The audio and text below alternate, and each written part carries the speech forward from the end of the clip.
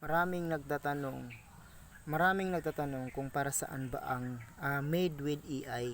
Ang Made with AI is a machine learning technology ng Facebook para malaman yung mga bagong lengguwahe and matranslate ito at para maintindihan ng marami. 'Di ba ngayon may main accent tayo na ginagamit dito sa Pilipinas, maraming lengguwahe tayo ginagamit.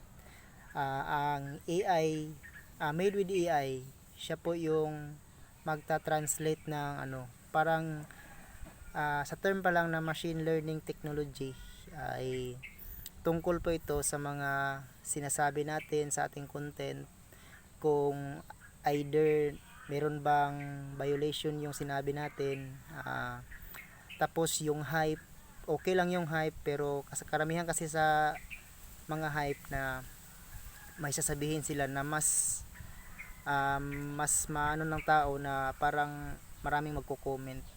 Parang isa siya sa strategy ng marketing, pero ginawa ang AI para maintindihan yon, at careful na lang sa paggawa ng mga bago pang video sa Facebook.